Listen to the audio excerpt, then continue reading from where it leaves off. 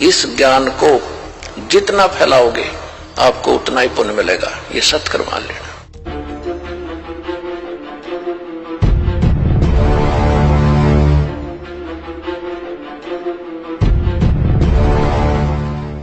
अपनी वाणी में कहते हैं, इस देही को और देवता लोचे तू नर क्यों उकलाता।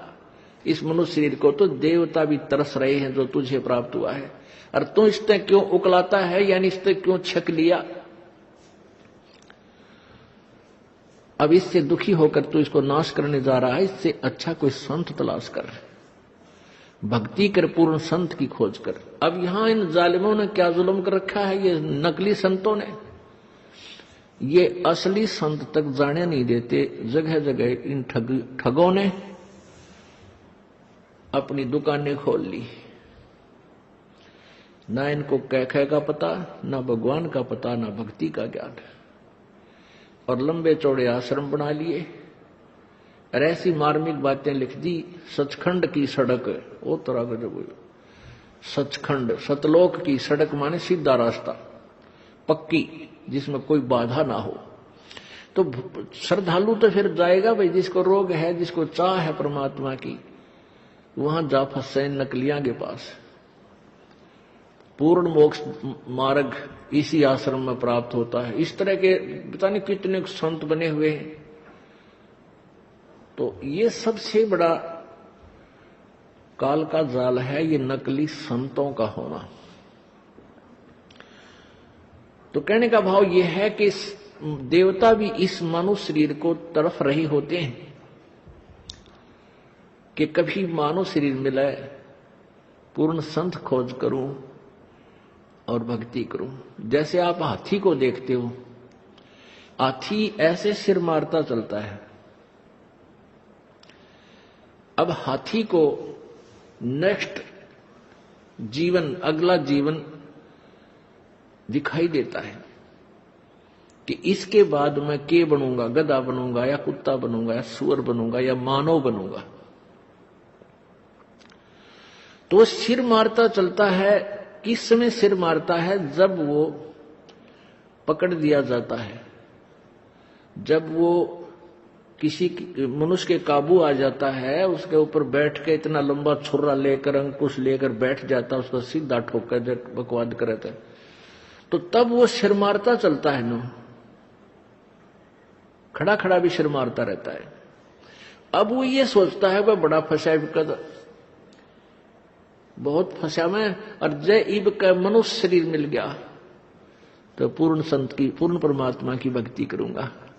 पूर्ण संत की खोज करके और सही भक्ति करके अपना पीछा छुड़वाऊंगा। अब परमात्मा यहां क्या बताना चाहते हैं कि जो कुंजर सिर धुनत है, अगला जन्म सुजंत, इब कह हेल नर करत सेव पूरे संत। हाथी मन में सोच रहा होता है कि यदि अब की बार मनुष्य जीवन मुझे मिल गया तो पूरे संत की खोज करूंगा। अब परमात्मा फिर उसके ऊपर एक और कहते हैं कि हाथी अर्थात ये आत्मा मन के संयोग से इतनी ढीठ होगी। हाथी के विषय में कहते हैं कि हाथी तभी तक सिर पटक रहा है, धुन रहा है, जब तक यो बंद में आ गया और मनमानी इसको मस्ती नहीं कर पा रहा। इसलिए ये भगवान याद कर रहा है और ईब छोड़ दे इसने। अब इसको खोल दे यहां से और जंगल की तरफ कर दे। कति भगवान याद ना करे, उड़ा खावा केड़े के पेड़ा नर मारा मस्ती फुर फुर नहावर ठाठ करे, नरी को बद करे, कति सर नहीं दोने ना इसका याद आवा भगवान, हालांकि इसको पता भी है। तो इसलिए परमात्मा कहते हैं भाई इस परमात्मा के तत्व ज्ञान के बिना ये प्राणी ना तो भक्ति कर सकता और ना ही अपने इस मानव जीवन को ठीक ढंग से जी सकता। इसमें कोरी को बद करेगा। थोड़ा सा कोई राजपद प्राप्त हो गया, कोई बड़ा सा अधिकारी बन गया तो धरती तोलन न हो जा। मंत्री, मुख्यमंत्री, प्रधानमंत्री, राष्ट्रपति बन जाए तो पता ना क्या सोच बैठे है और भूल जाता उसमें कि तू इंसान भी है, तू जीव भी है, तो ये जो चौंध लाव है, ये काल लगाव है, ये भूल जो डालता है, ये काल लगाता है कि ताकि ये नरे कर्म फोड़ ले अपने और पापों की गठड़ी बांध ले। क्योंकि अच्छी आत्माएं पूर्व जन्म की होती हैं, वो ही कोई उच्च पद, अच्छा धन प्राप्त करती हैं। तो वो अच्छी आत्माओं से नरे पाप करवा कर उनको नीच आत्मा बनवा देगा। और जो दुखी हैं वह तो पिछले, जो गरीब हैं, रोगी कोडी हैं, वो तो पिछले जन्म के पहले ही पाप नरे इकट्ठे कर रखे। तो पुण्यात्माओं, तत्व ज्ञान से हमें ये जानकारी होगी कि पूर्ण संत हमें मिला, उनसे हम भक्ति लेकर साधना, सच साधना करें और मर्यादा में रहेंगे तो हमारे पाप कर्मों से आने वाले प्रारब्ध के जो कष्ट हैं वो पाप भी कट के हमें सुख होगा। यानी आप पर आने वाली आपदाएं, संकट भी दूर होंगे, आप निर्धन भी नहीं रहोगे, आप धनी बन जाओगे। एक तो आप यहाँ के भौतिक सुख के, भौतिक धन के धनी बनोगे और आध्यात्मिक धन के भी आप धनी बनोगे। आप दोनों ही धनी इस परमात्मा की सत्य साधना से। कौन से परमात्मा की? उस पूर्ण ब्रह्म की। गीता जी अध्याय नंबर 15 के श्लोक नंबर 1 से 4 तक ये बताया गया है कि ये संसार रूपी एक उल्टा लटका हुआ वृक्ष जानो और वृक्ष की ऊपर को जड़े मानो। ऊपर अर्श कुर्श पर, अर्श माने आसमान पर, कुर्श माने उसके कॉर्नर पर, आखिरी छोर पर, अर्श कुर्श पर श्वेत गुमज है। और जहां परमेश्वर का डेरा, जहां कबीर परमात्मा का डेरा स्थान सतलोक है, अरस यानी आसमान के अंतिम छोर पे, ऊपर में, कति चोटी में, सुन शिखर में, तो वहां परमात्मा रहता है सतलोक में। तो ऊपर को तो जड़ है, यानी वहां से तो सबकी उत्पत्ति हुई है। वहीं से ब्रह्म की उत्पत्ति, जो 21 ब्रह्मांड का मालिक है, ब्रह्मा विष्णु महेश का पिता है, जिसको काल ज्योति निरंजन भी कहते हैं, काल ब्रह्म भी बोलते हैं। और वहीं से परब्रह्म जो 7 संग ब्रह्मांड का स्वामी है, उसकी उत्पत्ति हुई है। अर्थात वो जड़ है, वो मूल है, मुख्य है, सबकी, सभी प्राणियों और सभी ब्रह्मांडों का रचनहार वही है। तो वो ऊपर को जड़ वाला, तो ये आदि पुरुष परमेश्वर यानी पूर्ण ब्रह्म रूपी तो जड़ समझो इस संसार रूपी वृक्ष की। और नीचे को ये तीनों गुण रूपी शाखा, रजगुण ब्रह्मा, सतगुण विष्णु, तमगुण शिव जी, ये शाखाएं हैं। बीच के जो और भाग हैं उनको काल ब्रह्म ने नहीं बोला गीता में। उसके लिए गीता जी अध्याय नंबर 4 के श्लोक नंबर 34 में बताया है कि वो तत्व ज्ञान जो अध्याय नंबर 4 के श्लोक 32 में जिसके विषय में लिखा है कि सच्चिदानंद घन की वाणी में वो लिखा हुआ है, विस्तार से कहा, उस तत्व ज्ञान को यानी कंप्लीट नॉलेज, उस पूर्ण संपूर्ण ज्ञान को किसी तत्वदर्शी संत से जाकर पूछ।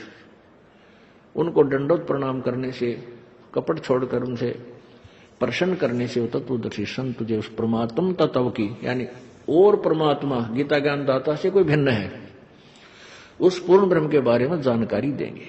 उस तत्वदर्शी संत की पहचान बताई है 15वें अध्याय के प्रथम श्लोक में। उसमें बताया कि ऊपर को जड़ वाला, नीचे को तीनों गुण रूपी शाखा वाला। ये जो संसार रूपी वृक्ष के सारे पार्ट, सभी विभाग, जड़ कौन परमात्मा है और तना कौन प्रभु है, डार कौन प्रभु है और शाखा कौन है, ये विस्तार से जो जानकारी देगा स वेदवित, वह वेद के तात्पर्य को जानने वाला है, अर्थात वो तत्वदर्शी संत है।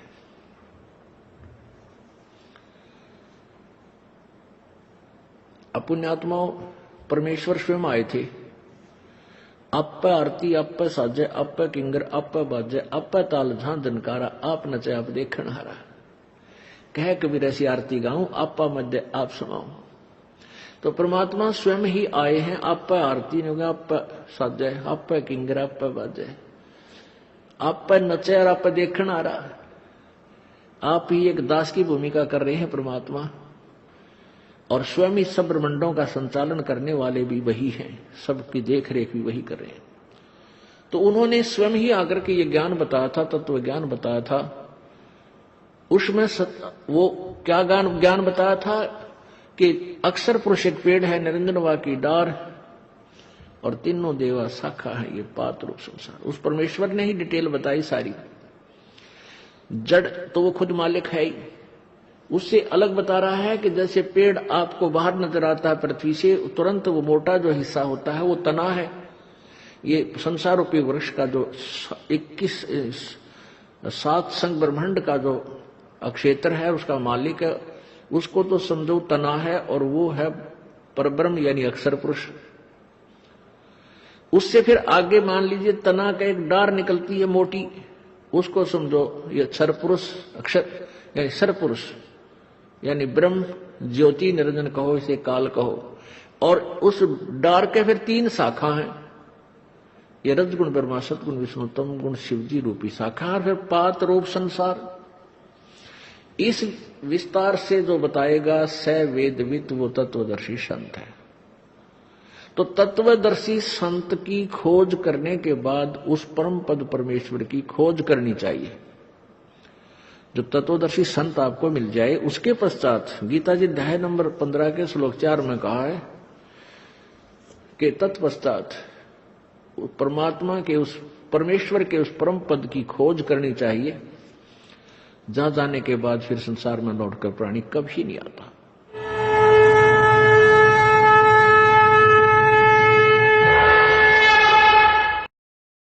ऐसे और वीडियो देखने के लिए चैनल को सब्सक्राइब करें और वीडियो को ज्यादा से ज्यादा शेयर करें, और हाँ, वीडियो के बारे में अपनी महत्वपूर्ण राय हमें कमेंट बॉक्स में जरूर बताएं। धन्यवाद।